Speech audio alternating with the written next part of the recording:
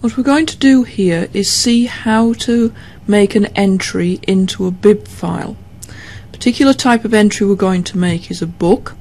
In fact, we're going to enter in the details of an applied calculus book, but just right now we don't have anywhere to type, so I'm going to start a new file and I'm going to save the file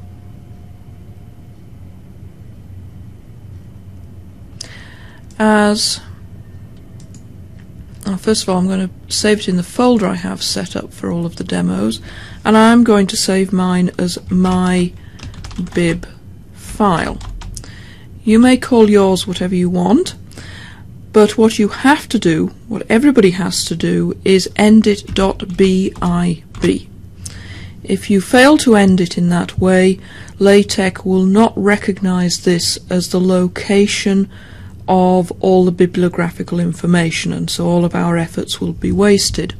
So do whatever you call your bib file, end it .bib.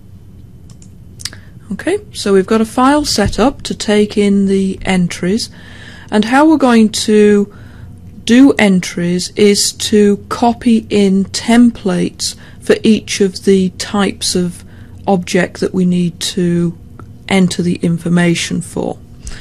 So I'm going to take the template from the Wikibooks page that's linked just above this video link, and that's open on my computer at the moment, so I'll bring it up. Oops. It's there. And that's not a template, that's actually something that's filled out, so I'm going to scroll down. The templates are further down. Here they are. These are the templates. There's lots of them, including a book.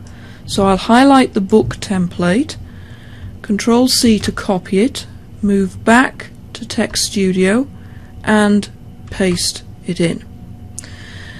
The template consists of many lines, which each line is called a field. You have an author field and a title field. And then some of the fields you'll notice, such as volume, have a % sign in front of them. Now, a % sign in LaTeX and any of its sister programs, which includes BibTeX, the % sign means that everything that follows it on that line is a comment. And so when LaTeX comes to read this, it will ignore everything on the line after the % sign.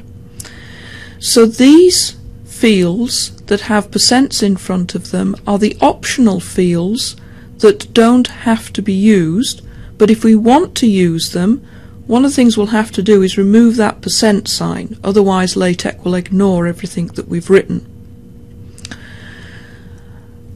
Well, I'm going to start with the title field, and I have the web page for the book opened up. Well, one of the web pages for the book.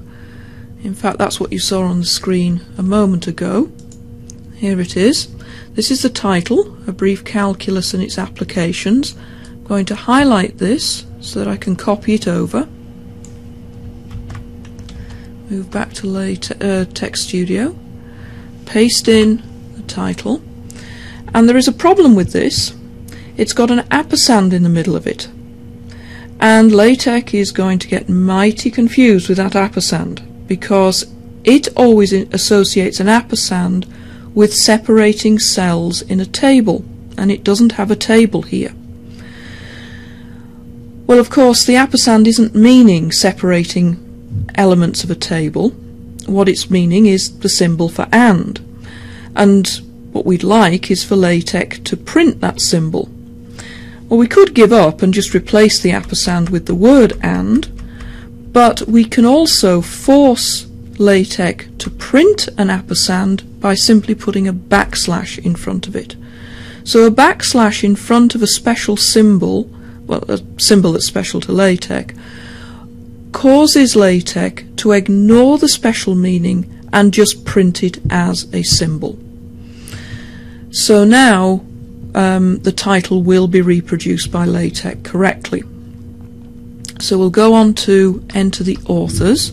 I'll go back to the web page so I can copy over the authors, and the full list is down here. Copy those, move back to Text Studio, paste them in, Now I actually have quite a bit of work to do from here, because this is not in the format that the BibTeX expects. What you have to, the format for authors is to put the last name first, then a comma, followed by either first names or initials, or both. So Larry Goldstein should be entered in as Goldstein, comma, Larry J. So what I'm going to do is highlight the Larry J, do Control X, and then move to the end of Goldstein, put a comma, and Control V to paste in Larry J. The other thing that's different here is it is using, at the moment, what I copied from the web page is using a semicolon to designate separation between authors. But BibTeX uses the word "and" to separate authors. So we have to replace all of those semicolons with the word "and." So now I've got another name. I have to remove David C from the front of Lay, put a comma at the end of Lay, and paste in David C. Delete that semicolon and write "and."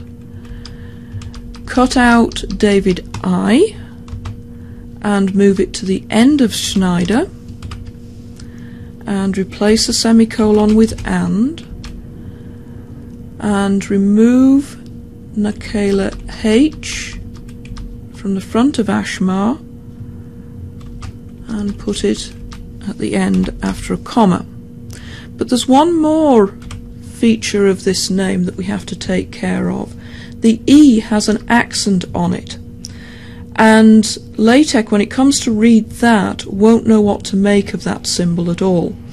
What we have to do is enter in the command which will cause LaTeX to typeset that symbol, and the way to do that is \, single quote, and then in braces the letter we want the accent to appear over. There are several different types of accent which are all created in that style, with that style of command, and those commands are summarized within any text reference for LaTeX. In fact, probably your best place to find them, the easiest place to find them, would be in that cheat sheet. Okay, well, we've entered the authors, we've entered the title. Now let's put in the publisher. It's Pearson.